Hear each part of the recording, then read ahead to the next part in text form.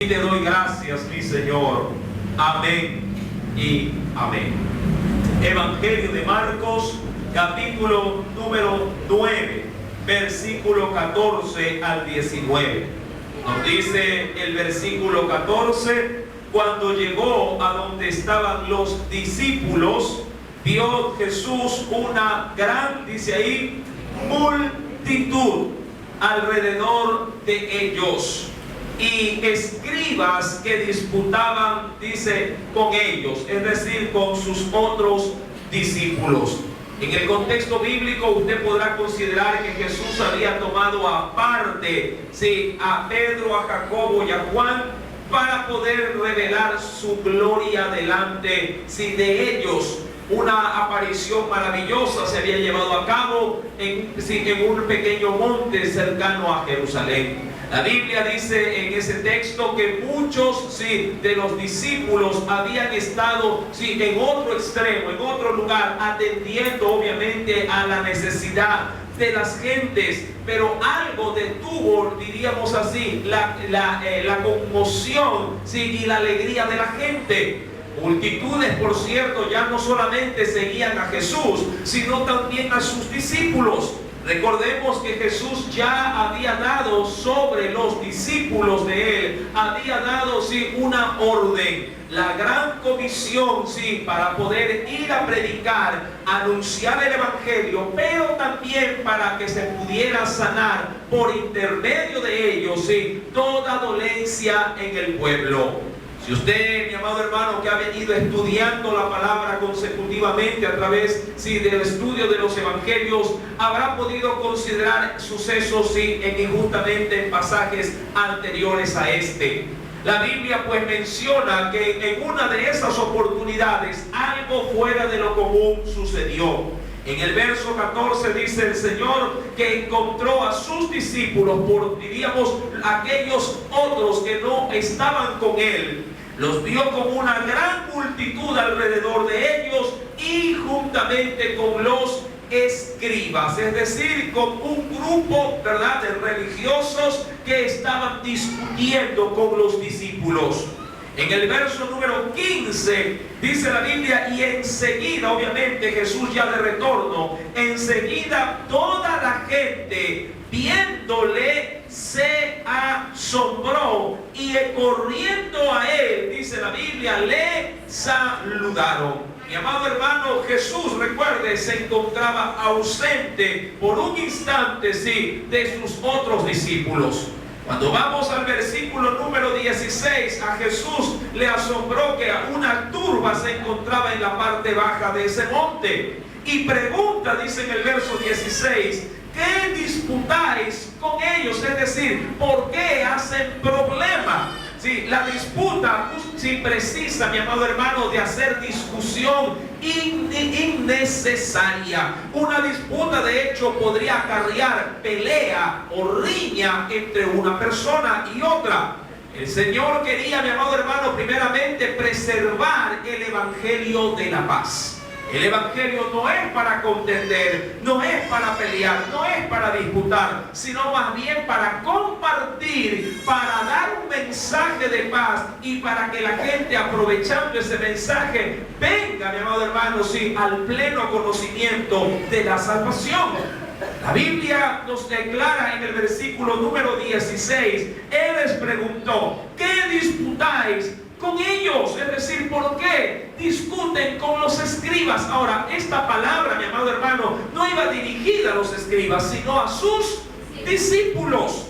Porque se sobreentiende que quienes administran las cosas del reino tienen la sabiduría, la sensatez, la inteligencia que Dios nos ha dado para poder discernir y poder actuar de la mejor manera posible. Si bien es cierto, aún el mismo apóstol Pablo en las cartas nos recomienda que debemos de seguir en cuanto a nosotros la paz con todos los hombres en lo que fuera posible, debemos de mantenerlo de esa manera. El pueblo de Dios no está puesto en esta tierra para granjearse de enemigos al mundo entero. Ahora, que el mundo nos quiera aborrecer, bueno, eso es problema del mundo. pero usted y yo no estamos puestos en el mundo para pelearnos con el mundo, sino para darles el mensaje de que ellos vengan arrepentidos a los pies de Cristo, así como nosotros también hemos hecho.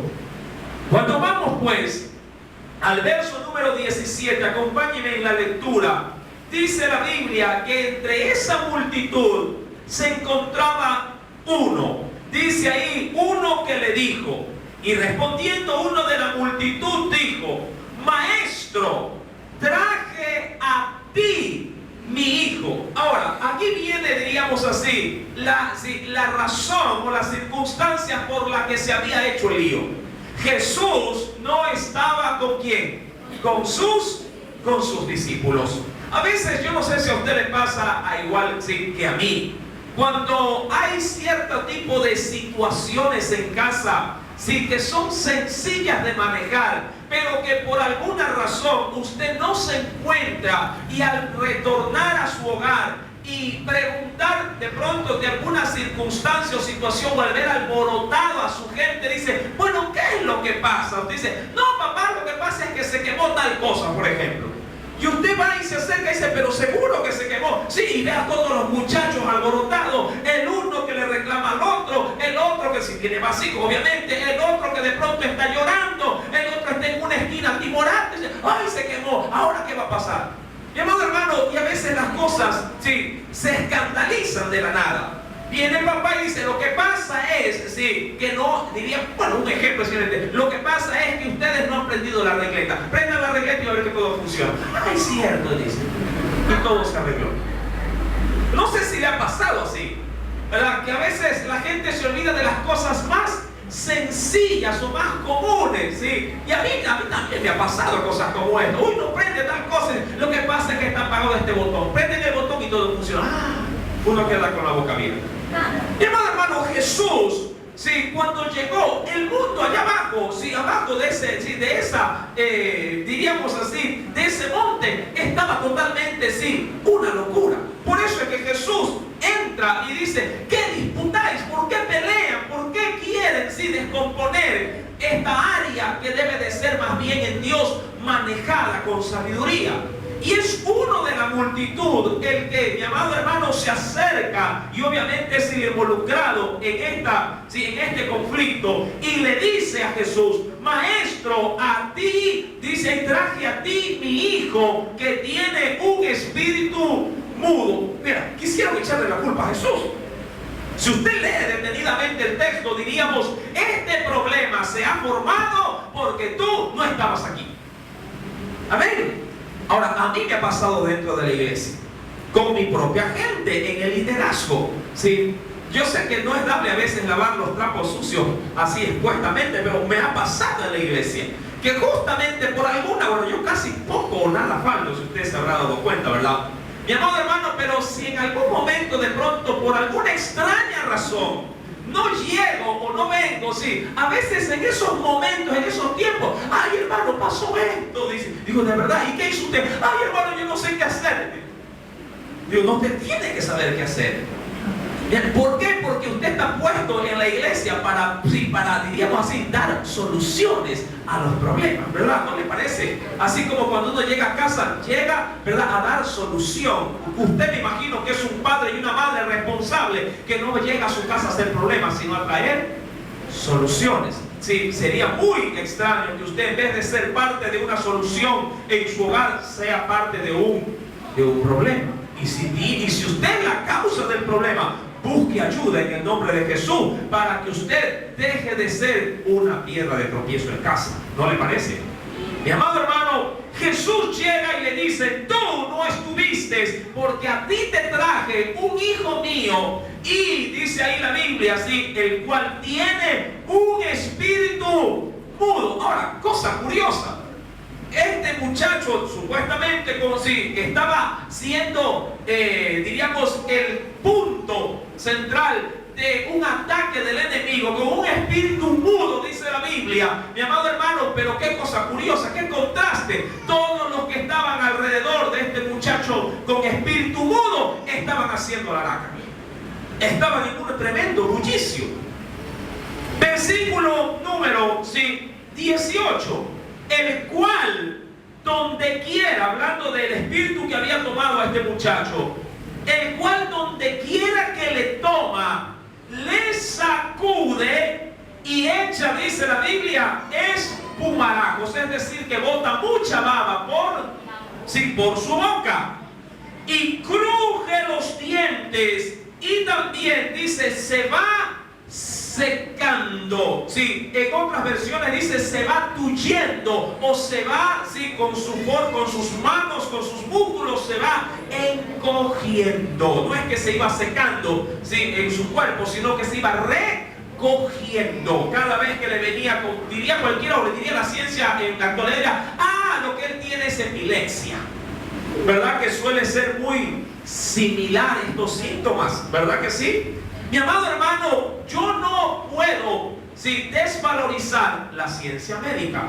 De hecho, muchas de las enfermedades, sobre todo cerebrales, pueden causar síntomas como estos, y tales síntomas o manifestaciones del cuerpo, con espasmos como estos, se le pueden atribuir a desórdenes cerebrales que necesitan, claro está, el seguimiento de un profesional de la medicina.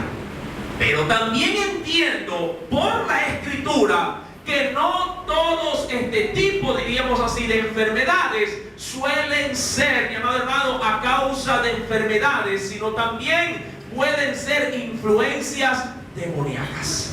Amén.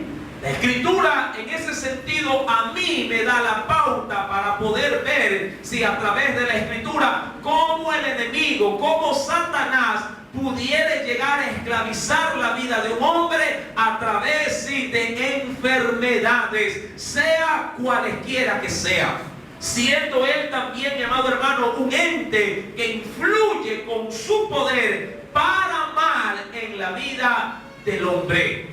Si usted quiere corroborar lo que yo le estoy diciendo, acompáñeme brevemente, por favor, al libro de Job, y ahí usted podrá ver cómo él gesta la enfermedad en la vida de un hombre que estaba totalmente sano.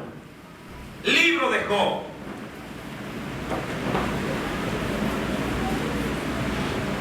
Si alguna duda de pronto usted tiene en su mente o en su corazón.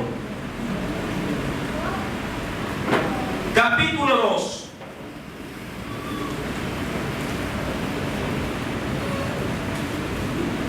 Verso 6 al versículo número 7. Dos versículos ahí que tenemos para considerar.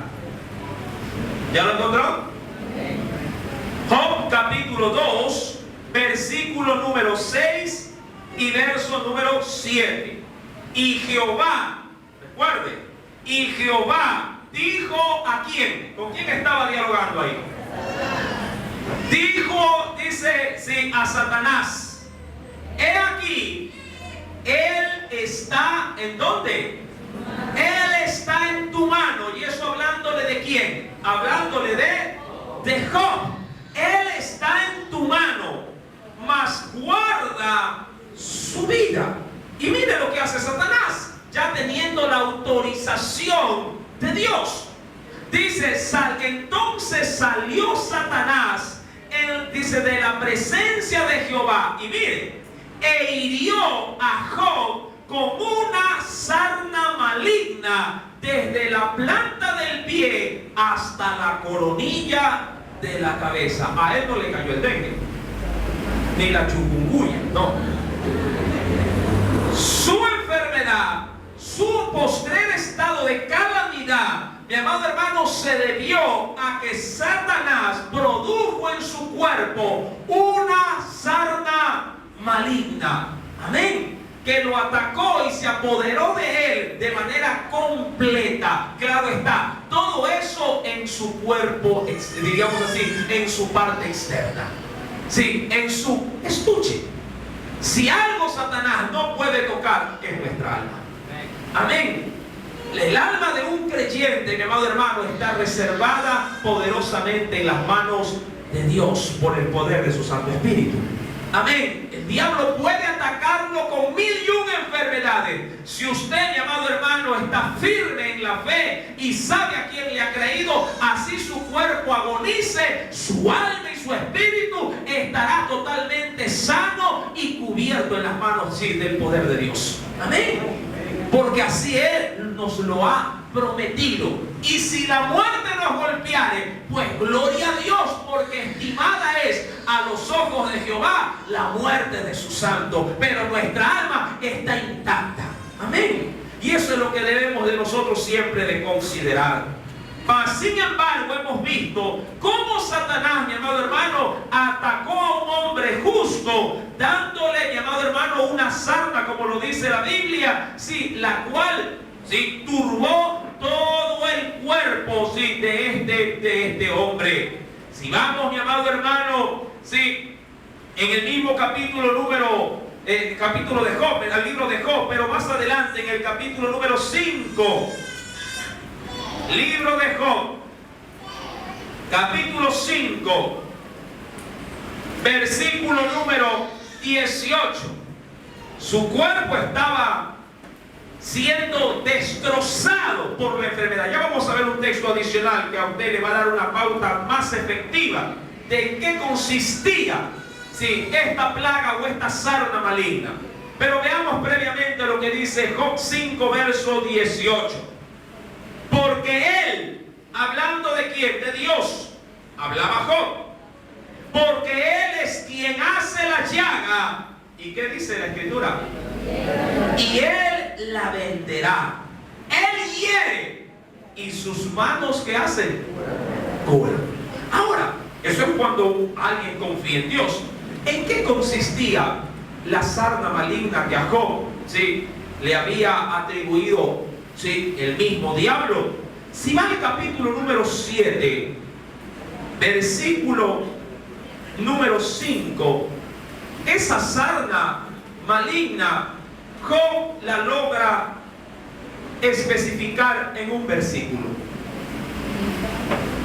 ¿Lo tiene? Job 7, verso 5. Y hasta ahí llego y retorno nuevamente al texto inicial. Mi carne, decía Job, mi carne está vestida ¿de qué? Recuerden, ¿cómo estaba la carne de Job? Es decir, que no había lugar que él no se viera en su cuerpo que gusanos no dejarían de estar ahí. ¿Por qué? Porque en cada llaga que esta sarna se había producido, las moscas venían y depositaban en ella sus larvas, sus huevos. Y esto, mi amado hermano, sí, si usted habrá visto en alguna oportunidad algún animalito medio muerto o muerto como tal, y las moscas sobre él, verá cómo las larvas sí forman gusanos, y estos de un día para otro comen toda la carne o la dermis y la epidermis hasta llegar al mismo hueso.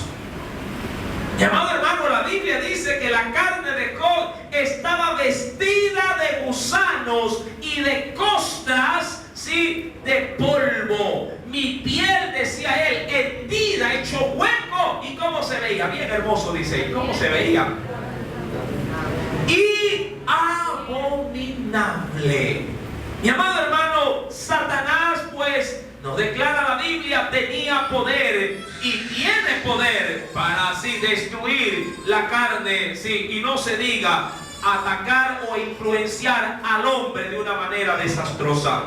Cuando vamos al Evangelio de Marcos, capítulo número 9, no es de extrañar que el demonio, sí, aprovechándose de la debilidad o del pecado, sí, de una generación que también no hacía la voluntad de Dios, se había apoderado de un muchacho. Verso número 17. Y respondiendo uno de la multitud dijo: Maestro, traje a ti mi hijo, que tiene un espíritu mudo, el cual donde quiera que le toma, le sacude y echa espumarajos y cruje los dientes y se va secando. Y dije a tus discípulos que lo echasen fuera y no pudieron. Mi amado hermano, hay algo muy importante que considerar. La palabra de Dios, la cual es de inspiración divina, tiene autoridad en sí misma. Pero también, mi amado hermano, la palabra de Dios, que en sí misma posee autoridad, cobra vida en la vida de quienes viven bajo la misma autoridad. Amén. Es decir, que la palabra, que es poder de Dios, mi amado hermano, se hace efectiva de manera invulnerable cuando ésta está siendo ministrada por un verdadero hijo de Dios. Es decir, mi amado hermano, que la palabra de Dios adquiere sin mayor poderío cuando ésta es usada por alguien que está también sujeto a la misma palabra. Es decir, mi querido hermano, que no siempre la palabra en la boca de cualquiera va a surtir el efecto que ella posee. ¿A usted no le ha pasado que queriendo de pronto imitar o seguir la instrucción de una receta, luego de que la hace y cuando ve el resultado final ya inclusive se lleva la cuchara a la boca, dice, no me quedó igual como cuando me la enseñaron? ¿A cuánto les ha pasado eso? ¿Verdad? Dice, uy, pero en la revista se ve más bonito. Mi amado hermano, eso sí se debe a que quien, diríamos en el caso de la receta, quien tiene la habilidad y la destreza y el talento del arte culinario, maneja las medidas exactas, maneja inclusive los instrumentos apropiados para elaborar cada una de dichas especies. Es necesario, mi querido hermano, que usted entienda por medio de la Escritura que la palabra de Dios debe de ser, mi amado hermano, manejada, pero también debe de ser administrada con vidas transparentes delante del Señor. Si bien es cierto, la regla, por ejemplo, de la Escritura, que pondremos las manos sobre los enfermos y estos sanarán, está aquí para la iglesia. No todos, a la verdad, cuando la usan, ven los resultados favorables de dicha palabra. Y ahí es donde el hombre comienza a buscar responsables. Y ahí es donde el hombre, a veces hasta de manera un poco intransigente, dice, lo que pasa es que el enfermo no tiene fe. ¿Verdad? Porque si el enfermo creyera, entonces él se sanaría. Mi amado hermano, si bien es cierto, el enfermo, ya por su condición de enfermo, está pasando, por un momento o un tiempo de debilidad. Y no es que la fe del enfermo, en la mayoría de los casos, no tiene algo que ver. Pero mi amado hermano, yo sí le puedo asegurar que en la mayoría de los casos, cuando no vemos el resultado de esta palabra hecha real en nuestras vidas, no es por un tercero, sino porque yo mismo permito en mi vida que exista incredulidad o que yo camine en desobediencia. Mi amado, Jesús, al escuchar las palabras de este hombre que no era un discípulo, que solamente estaba ahí por querer recibir de Jesús, ¿qué cosa? Un milagro de liberación. Él, mi amado hermano, reprocha a sus discípulos de manera contundente, la forma en la que se trató de resolver esta situación. Cuando vamos a la Escritura, mi amado hermano, hay un texto que nos revela esta condición. Acompáñeme, por favor, a la carta de Santiago.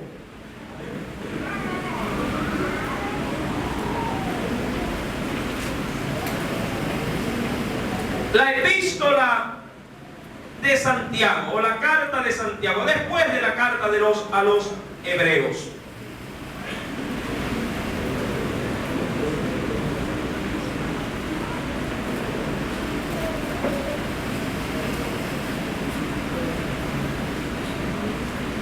En el capítulo número 5, Versículo número 14.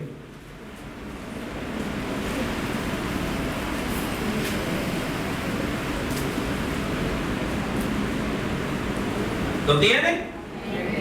Dice el Señor y nos enseña: ¿está alguno enfermo entre vosotros? Miren diríamos la situación. ¿Un creyente puede enfermarse? Sí. Amén. Mucha gente asocia que está enfermo. Algo ha de haber hecho, ¿verdad? Algún pecado de pronto hay oculto. No, mi amado hermano, nosotros somos tan susceptibles a las enfermedades como lo son las personas que no son creyentes. Si allá le ataca el dengue, por acá también puede picarle, el mismo mosquito le puede picar. Amén. ¿Sí? Y nuestro cuerpo puede estar sujeto a las mismas reacciones que lo está cualquiera allá afuera en el mundo. Mi amado hermano, y por eso el Señor, ¿sí?, haciendo notorio esta circunstancia, dice el verso 14: ¿está alguno enfermo? Porque le está hablando a la iglesia. Entre vosotros, ¿qué recomienda o cuál es la línea a seguir? Llame a los ancianos de la iglesia. Y esto es lo que a mí me encanta en la Biblia, porque al creyente el primer socorro y auxilio que lo hace buscar no es el médico. ¿Sí me está entendiendo? Mi amado hermano, la primera instancia, el 911 del cristiano es el cielo. Amén. Cuando algo sí pasa en nuestra vida como una enfermedad, nuestra primera llamada, si doblando rodilla, mi querido hermano y hermana, debe de ser la comunicación con su Dios de manera directa. Porque es Él, mi amado hermano, quien tiene cuidado de nosotros. ¿Por qué pasar por un viacrucis? Ojo, ya voy a hacer una aclaración con respecto a esto, pero más luego. Ojo, mi amado hermano, usted no puede pasar por un largo proceso de tortura médica para que al final de todo usted diga: ay, Señor, me rindo, ahora sí, sáname. Y ya le han sacado de pronto una biopsia. ¿Sí me explico? Ya le han puesto como 500 sueros, parece, un crucificado de tantos pinchazos que le han dado. Le han sacado sangre por todo lado. Le ha caído úlcera de tanta pastilla y de tanta situación que se le recomienda, que se le receta, y nada de efecto hay. Y luego, cuando agota todo lo humano, entonces, Señor, ¿no será que el Señor quiere tratar conmigo? Diría cualquiera: ¿por qué no empezaste primero por ahí? ¿No le parece? Yo no quiero ser muy radical en esto. Sé que hay pastores muy radicales en esto. Mas, sin embargo, mi amado hermano, comparto con esos pastores de que la primera asistencia de todo creyente ha de ser Dios. Ha de ser mi Salvador, el que sana todas mis dolencias. Todas. Él sana el cáncer, Él sana la gripe. Amén. Él sana, mi amado hermano, al sidoso. Él sana al que tiene simplemente un malestar en el cuerpo. Mi Cristo opera y obra de la misma y de mayor manera con quienes siempre depositan su fe en Él. Mi amado hermano, la Escritura pues nos señala en el verso número 14 de este capítulo 5 de Santiago: ¿está alguno enfermo entre vosotros? Ahí nos dice como primera instancia: llame a los ancianos de la iglesia, es decir, llama a hombres y mujeres de fe. Amén. Hombres y mujeres de fe. A veces, mi amado hermano, yo me asombro cómo en las visitas que realizo con el liderazgo de la iglesia a los hogares de los hermanos, cuando veo que los hermanos desaparecen por una extraña y rara, diríamos así, razón, y yo digo: hermano, ¿cómo está?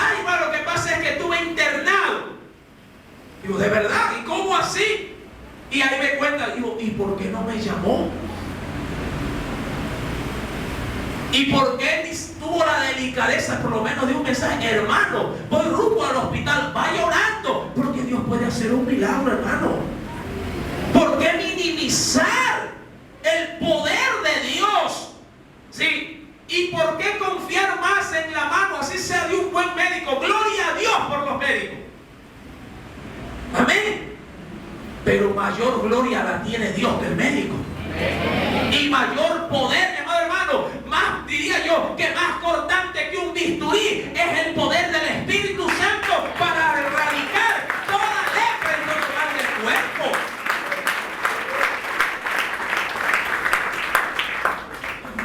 La recomendación de Santiago para la iglesia es llamar a los ancianos de la iglesia, y dice ahí, ¿qué cosa es lo que dice? Oren por él. Y esto es lo segundo. Esta es la receta primordial de todo creyente cuando éste está pasando por males. ¿Cuál es esa? La oración.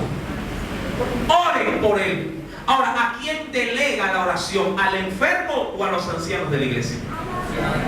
A los ancianos. Porque se sobreentiende que el que está afectado, ¿cómo se siente? Cuando usted le da fiebre, ¿cómo está? ¿Contento?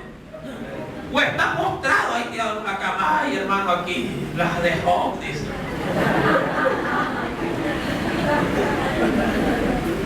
¿Verdad?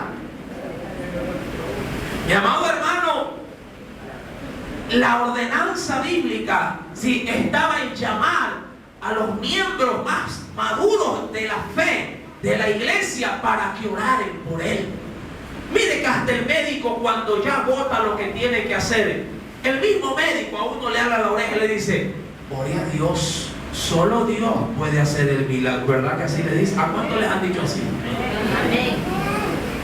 El incrédulo tiene ciencia, no digo que no, tiene habilidades, tiene destrezas, Dios se las ha dado, pero aún hasta ellos reconocen que tienen un límite. Amén. Y dentro de ese límite ellos, mi amado hermano, al paciente y sobre todo a los familiares dicen: oh, solo Dios, solo un milagro. Y ahí como que reacciona, ¿verdad? La familia reacciona, la gente dice: ay, hermano, es verdad, vamos orando, hermano, oración por fulano, oración por sultano. Sí, que el Señor haga un milagro, está desahuciado, ya no da más, le han hecho todo lo que tienen que hacer. Y ahí recién comienza. Pero, amado, es a la inversa. Lo primero que hay que hacer es buscar de Dios. Amén. Y dice la Biblia: oren por él, ungiéndole con aceite. Dice ahí, en el nombre de quién. Ahora, esto de la unción, no me quiero meter todavía aún en eso, pero esto tiene un mero simbolismo. Sí, porque se aduce que el aceite es sinónimo, sí, de la oración y de la comunión que tiene el creyente también con el Espíritu Santo. Y, amado hermano, el aceite como tal, si bien es cierto, es un ingrediente que Dios usa como un mero medio, en él como tal no hay ningún poder. No se confunda. No tiene ningún poder. Hay gente que dice: por si acaso, dice, va por dentro el aceite. Lo que se le puede aflojar es el estómago si lo toma. Como laxante, lo único que le puede estar sirviendo. Mi amado hermano, no es el aceite, ni son los ancianos. Es la fe depositada en el Hijo de Dios. Él puede sanar y levantar, aún si estuviera muerto.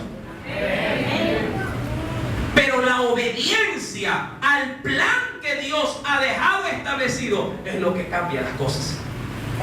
Y muchos creyentes no quieren obedecer la fórmula que Dios ha dejado establecida. Y dice la Biblia en el versículo 15: y la oración. Y miren, ¿quiénes supuestamente están junto al enfermo? Los ancianos. Se diría como ancianos, o se consideraría los ancianos como los hombres y las mujeres más maduras en la fe. Y dice la Biblia, y la oración de fe, ¿qué es lo primero que va a hacer en el afectado? ¿Qué dice? Que lo va a sanar. No, ¿qué dice ahí? Lo va primeramente ¿a qué? A salvar. Porque se sobreentiende que la oración siempre va a conducir a aquel que se encuentra moribundo, a aquel que se encuentra, mi amado hermano, afectado, lo va primeramente a llevar a tener una comunión con Cristo. Amén. Por eso es que siempre, mi amado hermano, hay que considerar en una oración por un enfermo, por un debilitado, para que se ponga a cuenta ¿con quién? Con el Señor. Porque usted no sabe si una gripe o un cáncer te puede llevar a la muerte. Porque cuando Dios también quiere decirte, Juanito de los Pericos, hasta aquí llegaste. ¿Verdad que sí? Muere el anciano, también muere el niño. ¿Verdad? Y usted, ni yo, le puedo decir a Dios, Señor, unos añitos más. Señor, 10 añitos más. 3 días más, Señor. No, si el Dios dice, hasta aquí, hasta ahí te llegó la película. Mi amado hermano, y el Señor lo primero que garantiza es la restauración del enfermo, salvándolo. Dice ahí, la oración de fe salvará al enfermo. ¿Y qué sucederá posteriormente? Y el Señor, no los ancianos, amén, no el aceite, dice la Biblia, el Señor lo levantará. Y me da esa seguridad. Pero cuando sigo, sí, la fórmula de Dios. Ahora bien, cuando retomamos Marcos, a Jesús se le recrimina que sus discípulos no pudieron echar de un endemoniado al demonio. Porque este hombre les dice, y no pudieron. Y luego más adelante va a dar una tremenda excusa.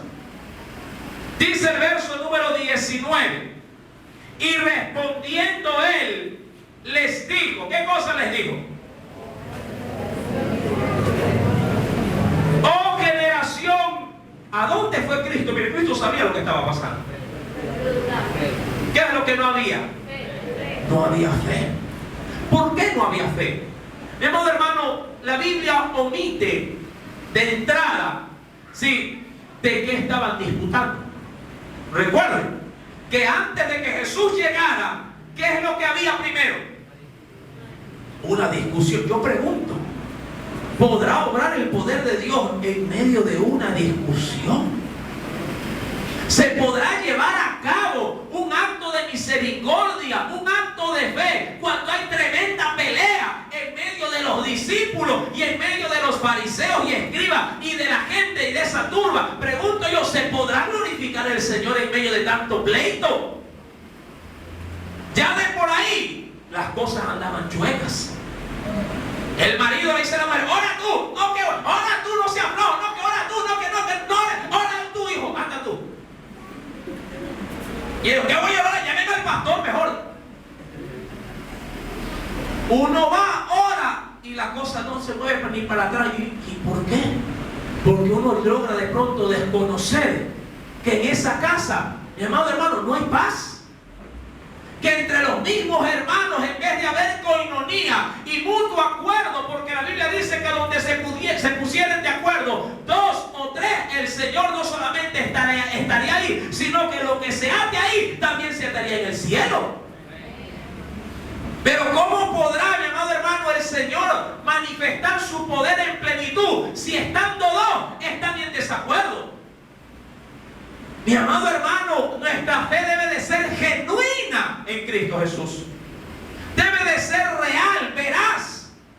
Y no podemos albergar en nuestro interior, sí, no solamente una incredulidad, sino una inestabilidad espiritual. Es la inestabilidad del creyente lo que le hace a ser incrédulo a uno. Porque no confía en su Dios de manera total, sino simplemente, diríamos así, por espacios y por momentos de angustia. Pasa la angustia cambia y vuelve a su vida normal.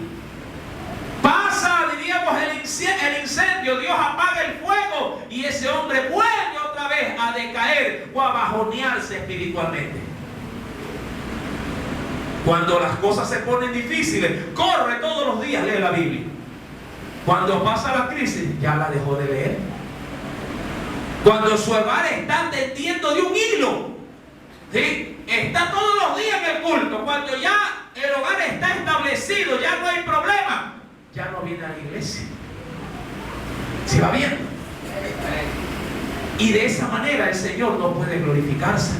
Sus discípulos habían armado tremendo lío porque ellos habían dado cabida a esto. Si los discípulos de Jesús hubiesen sido sensatos y si algo le hubiesen reclamado, tenían dos opciones. Dos opciones. La primera y la bíblica. La blanda respuesta: aplaca la ira. Para cada palabra dicha de manera inapropiada, una palabra sabia puede apagar ese dardo del enemigo. Que mira, que qué tienes que hacer aquí. Hija, tranquila, que el Señor proveerá. ¿Verdad? Yo creo que hasta el más ignorante, como que le ponen un esparadrapo, como dicen allá afuera, como que se le da una bofetada con guantes blancos. Diga, cierto que somos cristianos, ya me acordé, somos cristianos. ¿Verdad que hasta hace reaccionar a veces, no? Oye, pero tranquila, mira que soy, vamos orando. Ah, cierto que hay, se puede orar también, ¿no? Y ya. Tenían dos opciones. Una es la segunda, y diríamos para ellos la más sensata. Cuando un necio habla, un sabio calla. A Jesús lo confrontaron ya a la entrega propiamente hablando de su muerte, frente a acusadores, sí, de todo índole, testigos falsos, anunciando y proclamando mentiras contra él. Y Jesús, dice la Biblia, no abrió su boca. Tanto así que cuando fue llevado ante Pilato, el mismo Pilato le dice: ¿es que acaso no oyes lo que se dice contra ti? Y Jesús, una tumba. Mas los discípulos, ¿qué cosa estaban haciendo? ¿Qué dice la Biblia en el versículo número 16? Él, hablando de Jesús, les preguntó: ¿qué disputáis con ellos? Mi amado hermano, no es que tú tengas las de ganar o las de perder. Pero como hijos de Dios, mi amado hermano, a veces hay que tragar grueso, callar y dejar que el garrote caiga encima.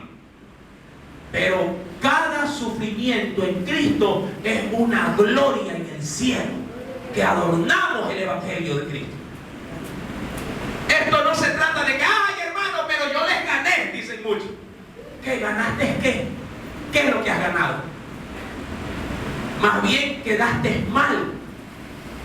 Fuiste prepotente, fuiste grosero, malutilizaste la palabra de verdad. Y lo que es peor, esa persona que te escuchó y que te vio nunca querrá saber del Evangelio. ¿Qué es lo que has ganado? ¿Sí me está entendiendo? Se perdió. Nunca se gana cuando se responde mal por mal. Cuando la Biblia dice que a los que nos hacen el mal, nosotros debemos de pagarle con bien. ¿Sí me estás entendiendo? Estaban discutiendo, le llevaron al enfermo, al endemoniado. Obvio, ¿cuándo iba a salir el diablo? Si el diablo estaba en una fiesta ahí, ¿verdad? El diablo dijo: ¿cómo me voy a ir si me están celebrando el cumpleaños? ¿Verdad? Es que era absurdo. ¿Cómo Satanás se iba a ir de ese lugar si lo que había era pelea? Si lo que había era riña, había grosería, amado hermano, recuerde que los discípulos de Jesús no eran, sí, todavía, diríamos así, los apóstoles. Eran hombres comunes y sencillos que estaban recién en un proceso de evolución, ¿sí? Para poder, ¿sí?, irse afirmando cada día. Todavía el Espíritu Santo no los había bautizado. Ellos todavía no habían entendido a profundidad cuál era el propósito de Cristo, ¿sí?, en ellos y en el mundo. Cuando vamos al verso número 19, entonces Jesús les dice: oh generación incrédula, ¿hasta cuándo he de estar con vosotros? ¿Hasta cuándo? Mire cómo lo que transmite Jesús. ¿Hasta cuándo qué? He de soportar, diría cualquiera, me tienen harto.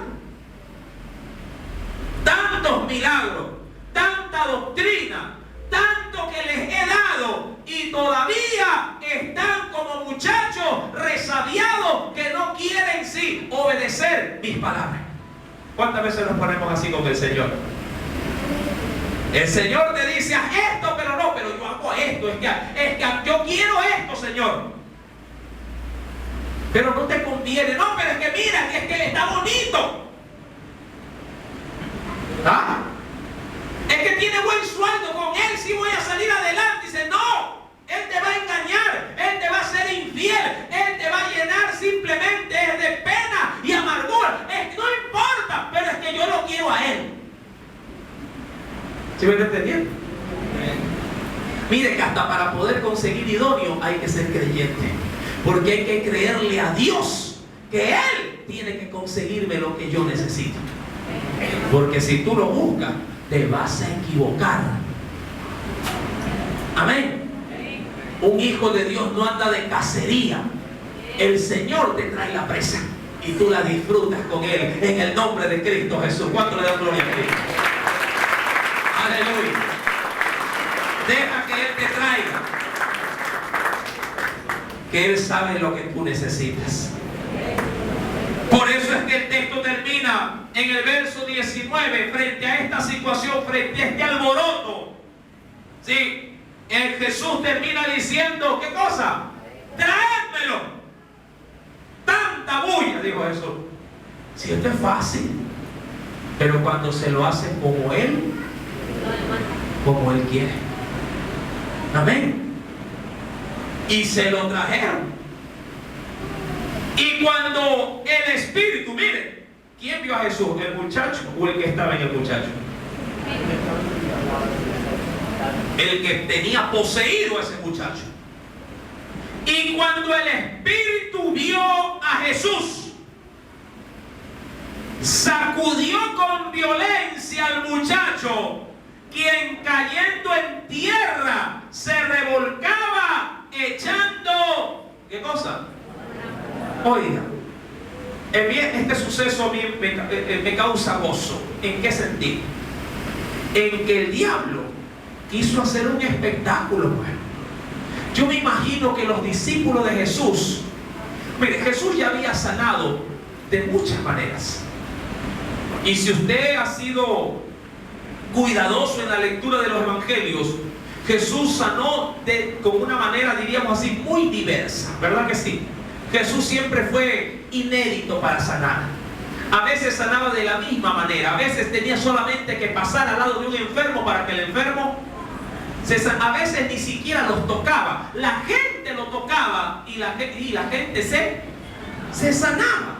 Como yo decía en otra oportunidad, como a mucha gente le gusta, a veces Jesús hacía gárgaras, escupía en el suelo, tiraba un gargajazo en el suelo, hacía lodo y decía: vente acá para ponerte la vista.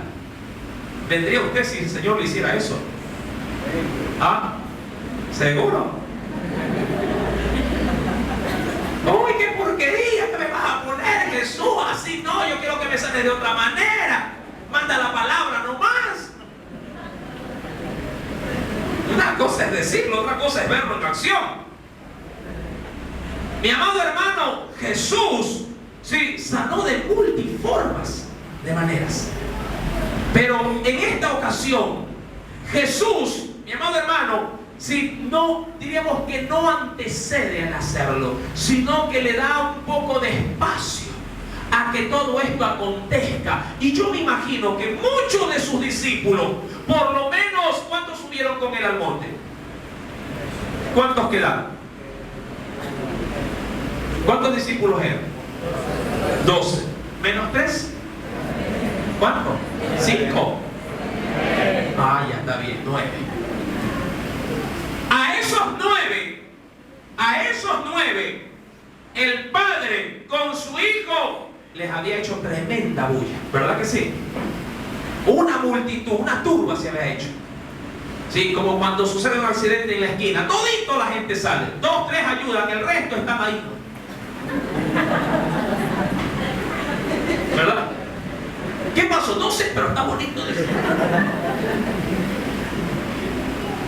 Mi amado hermano, Jesús llega y el Espíritu de manera inmediata que estaba adueñado del cuerpo de ese muchacho manifiesta el show que el Padre y que los discípulos anteriormente ya habían visto.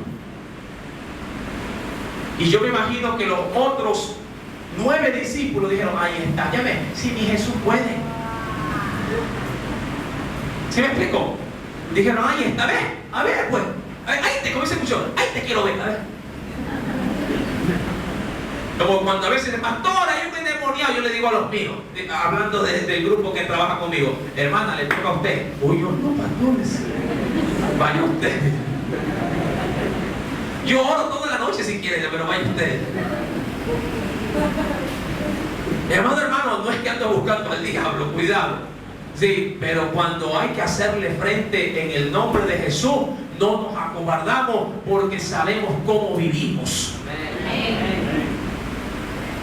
Porque en Cristo hay que estar siempre caminando recto, porque usted no sabe en qué momento usted mira, se distrae, mi amado hermano, y el enemigo se le aparece. Y ahí usted no va a decir, espérate un mes, deja ponerme a cuenta, enmendar mi vida, que ahí vengo y te confronto.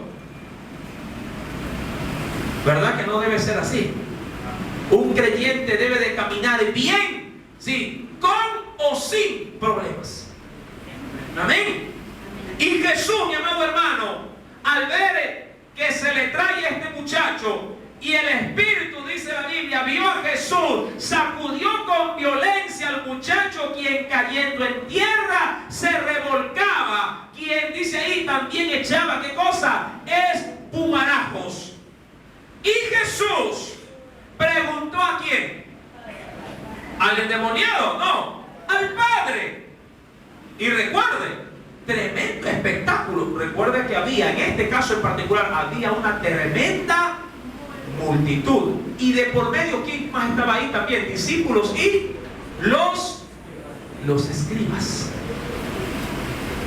Cosa curiosa, sí, porque estos estaban también metidos en el lío, ya que ni los escribas, que también aducían de tener cierta autoridad, mi amado hermano, al ver esta circunstancia, tampoco hicieron absolutamente nada para intervenir en la situación.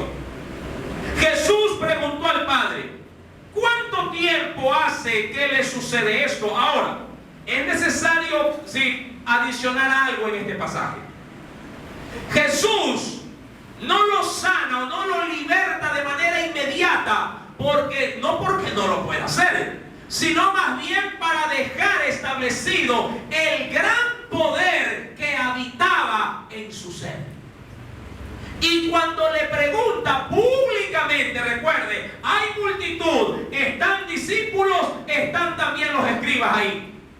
Y cuando Jesús pregunta públicamente al padre de ese muchacho, quiere maxificar su gloria, haciendo ver que aun cuando Satanás por mucho tiempo tenía esclavizado frente al Hijo de Dios, no importa si ha sido esclavo un día o 1000 años, Él tiene el poder para libertar a quien sea. Amén. Porque hay quienes podrían llegar a pensar que la enfermedad ya está tan enraizada, o el ataque del enemigo está tanto tiempo atormentando esa vida, que muchos dicen, hermano, yo creo que así me voy a morir. Y a sobretexto de que ya se han acoplado a la enfermedad o se han acomodado al mismo demonio. Muchos dicen, bueno, yo creo que es la voluntad de Dios que así voy a decir viva el resto de mi vida. Y estamos equivocados. Mientras haya vida y en tu respirar, mi amado hermano, el Señor maneje el control del latido de tu corazón, tú siempre debes de estar reclamándole al Señor de su piedad, de su misericordia, de sus milagros, de su poder, porque Dios tiene, sí, el poder para hacerlo, sin importar los años de sufrimiento que tú tengas. Y dice la Biblia, verso 21, ¿cuánto tiempo hace que le sucede esto? Y él dijo, el padre de ese joven, desde niño. Y muchas veces le dice a Omar, el padre, le echen el fuego y en el agua para matarle. Y mire, como ya se había, mire el asunto, se había maxificado el problema de todo esto. Mire lo que dice el padre. Pero si puedes. Amén. Mire la incredulidad. ¿A quién le había traído supuestamente este hombre a su hijo? ¿A quién se lo había traído? A Jesús se lo había traído. Pero Jesús no estaba. Porque no es porque no estaba, porque no andaba descansando. Estaba haciendo otra actividad con sus discípulos. Pero si puedes hacer algo, ten misericordia de nosotros y ayúdanos. Ahora, esa respuesta impacta a Jesús, porque no solamente había incredulidad de sus discípulos, sino que también había incredulidad de parte de ¿quién? Del Padre. Y la Biblia dice, si me acompañan por favor a la carta de los Hebreos, capítulo número 11.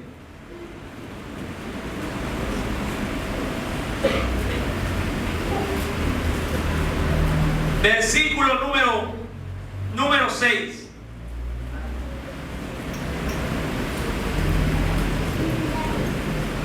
Hebreos capítulo 11, versículo 6. ¿Lo tienen? Pero sin fe es imposible. Óigalo. Sin fe es imposible agradar a Dios. Me quiero quedar hasta ahí, porque quiero definir la fe bajo el esquema práctico. La fe, mi amado hermano, no es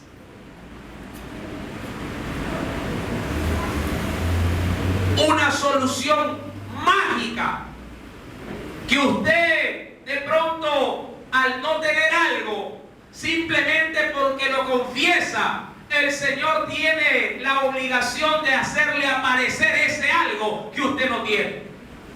Mi amado hermano, yo veo la fe de manera muy práctica y la estimo como aquella cosa, en el caso de la salud, por ejemplo, ¿sí?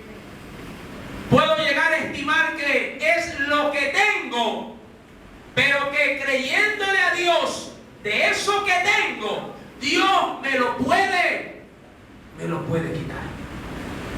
Es decir, que la fe, a mi manera de ver, es, mi amado hermano, el reconocimiento de lo que puedo tener, mas sin embargo creo que hay, sí, en Dios la solución a eso que yo tengo.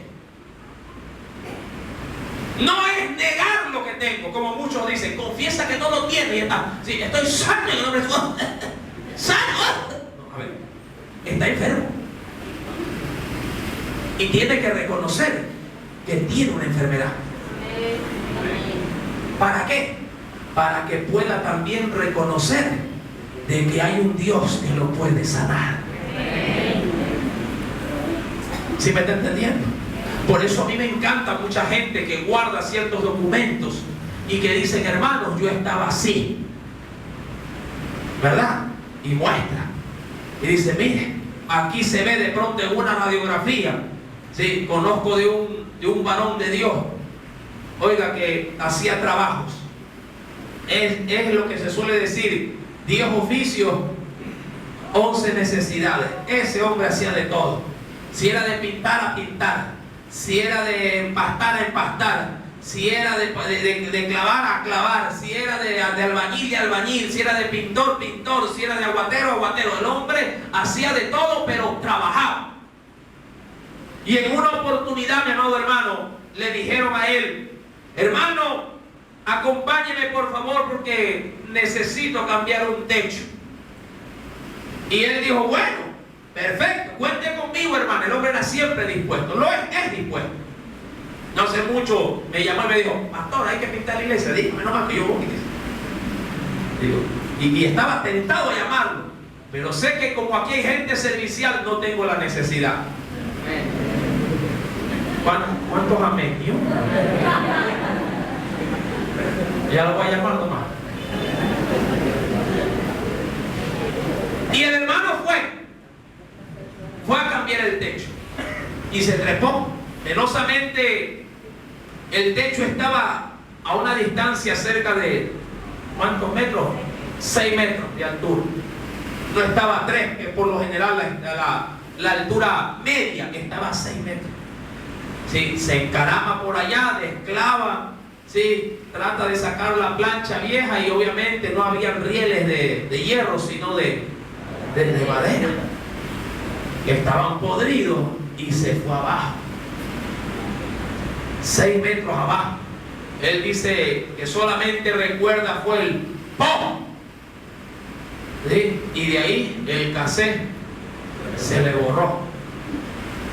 Lo llevan de emergencia a Luis Bernaza y lo ingresan. La fractura más grave fue en la cadera. Y los doctores le dijeron que no lo podían operar porque de seguro si lo intervenían quedaba inválido. ¿Sí? El hueso de la cadera se le partió y le tenía posiblemente comprometida la columna. La cara se la partió todita, quijada, frente, cayó de lado, su muñeca se le viró totalmente hacia adentro. Sí, 2 costillas rotas, pero lo más grave era la cadera. Mi amado hermano, y pude ver en él la mano de Dios. Y él dijo, hermano, yo estoy orando. Y estaba internado, ingresó internado. Usted sabe que cuando uno va con rotura, fractura múltiple, a uno le ponen yeso, fierro, tornillos atravesados, a uno lo dejan, pero, ¿verdad? Parece como así, como que estuviese en la cruz. Mi amado hermano, y el hombre orando. Y mire, no lo podían operar. Digo, si te operamos, te quedas inválido. Y el hombre ora, porque el hombre es un hombre de oración. Eso sí me conta a mí. Sí, un hombre de oración, y comienza a orar. Y los que conocían, mi amado hermano, hicimos, como se suele decir, la vaquita, ¿no? En los cursos, porque él sirvió por muchos años en el seminario donde muchos hermanos están estudiando. Hoy por hoy él ya no está sirviendo en esa área, ¿sí? Y todos los hermanos que le conocían en las aulas hicieron donativos. Aún en las iglesias donde muchos se congregaban también levantaron ofrendas porque los gastos eran exorbitantes. Mi amado hermano, pero lo que mayormente se pudo recolectar fue oración. Y se oró, y se oró, y se oró. Y el hombre, mi amado hermano, en una semana, luego de estar internado, comenzó a caminar. Y los doctores le dijeron, oye, pero ¿por qué tú estás de pie? Si por tu cuadro clínico y por lo que se puede apreciar en la radiografía, tú estás imposibilitado de hacerlo. Y él dijo, no, eso es lo que dice ese papel ahí, pero Dios ha hecho un milagro. Mi amado hermano, y de a poco, a la segunda semana, porque estuvo ¿cuánto tiempo? Como un mes creo que estuvo ahí, ¿verdad? Él comenzó en la sala donde estaba, porque estaba en el área de traumatología. Ahí en el área él comienza a predicar la palabra. Y luego en la segunda semana él se levanta y comienza más bien a llevar a otros fracturados, empujándole la silla de ruedas, él empujando la silla de ruedas a los otros. No le alargo mucho la cosa. Le vuelven a tomar la radiografía y la columna y la cadera, que estaba trizada en su totalidad, porque yo le vi, hermano, estaba totalmente abierta, separada, una zanja ahí, 6 metros, hermano, cayó de costado así, ¡pum! En seco, quedó soñado. Amado, el hueso se lo habían soldado. ¿Y un hombre de cuántos años tendrás? En ese entonces, unos 45 años aproximadamente. Ojalá que lo pueda invitar para que él dé el testimonio. ¿Cuántos lo quisieran escuchar? No a él, sino a quien le hizo el milagro. Mi amado hermano, y el hombre se levantó, el hombre caminó, el hombre, mi amado hermano, está estudiando y está por incorporarse de abogado. Y ya no cambia techo. Digo, ya no, ya por allá no sube. Hay que ser sabio. Mi amado hermano, el poder de Dios es real, pero para los que creen, sin fe es imposible agradar a Dios. ¿Cuánta fe tienes tú en tu Dios? Amén. Si la tienes, mi amado hermano, ríndele tu vida a Cristo. Jesús le dijo en el verso 23 a ese hombre: si puedes creer, al que cree, todo le es posible. Recuerda, lo están escuchando una enorme multitud. Y ahí, mire, cosa dura. Porque cuando él está hablando con Jesús, el Padre está hablando con Jesús, el diablo le está haciendo un espectáculo. ¿Sí me explico?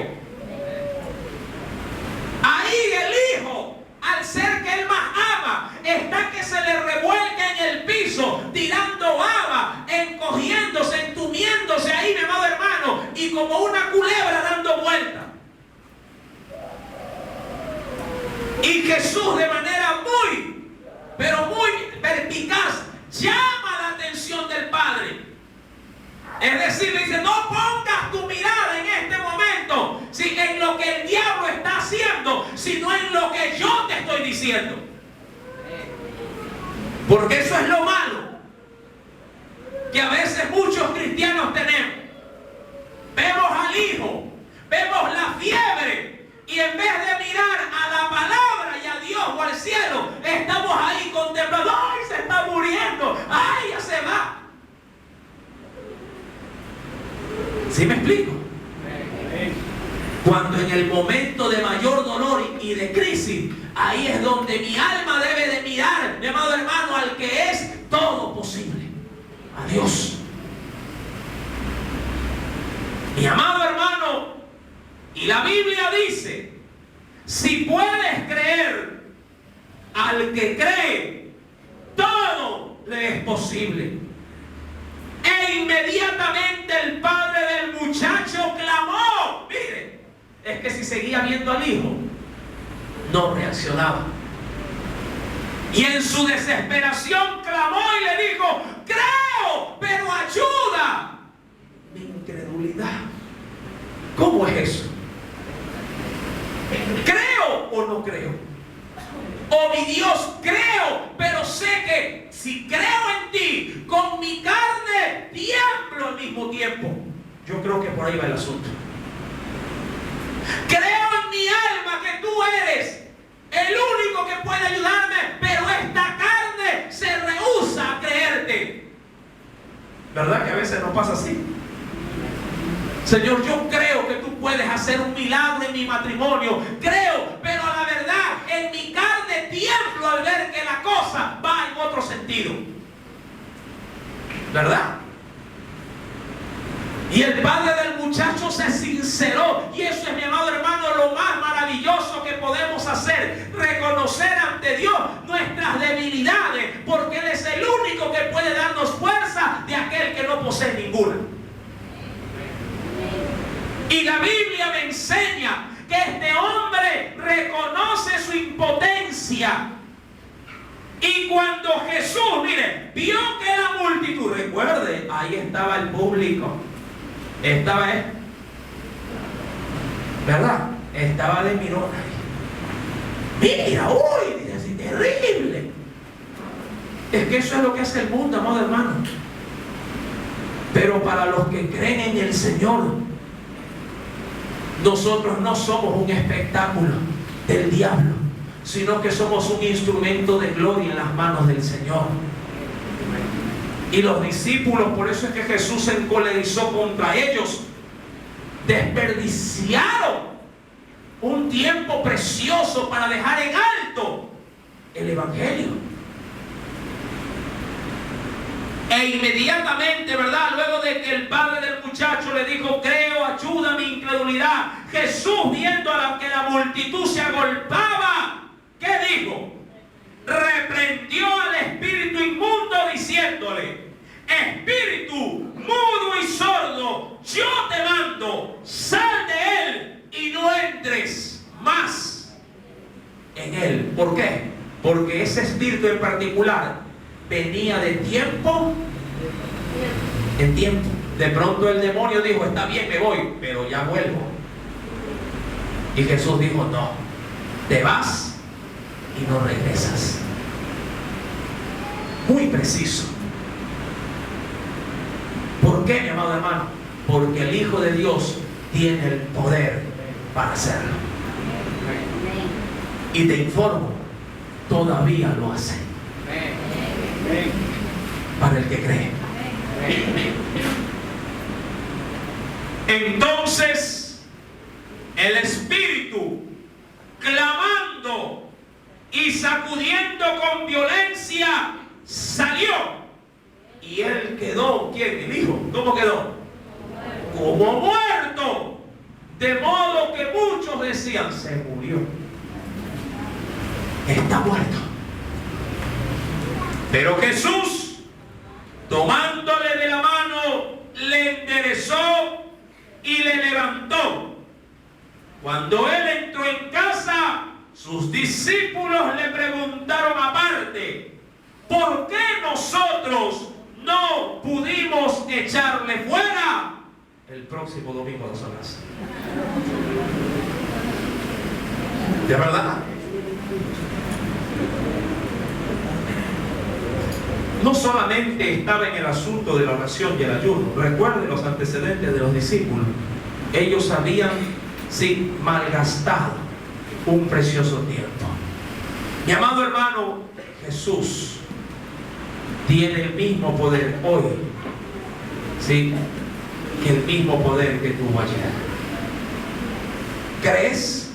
¿Tienes algo que está encadenado desde hace mucho tiempo en tu vida? ¿No te cansas de tomar tanta pastilla? ¿No te cansas acaso de tanto problema? ¿No te cansa, mi amado hermano, de ser de pronto para el reino de Dios, en vez de un soporte, un ancla, que siempre vives detenido y no le permites al Espíritu Santo, ¿sí?, que Él te maneje como a Él se le antoja, y siempre pones tu propia vida como excusa? ¿Acaso no te cansa caminar y vivir de esa manera? Hay otro tipo de ataques que no necesariamente necesitan un espíritu demoníaco para tenerte subyugado, babeando por el mundo, retorciéndote con los del mundo.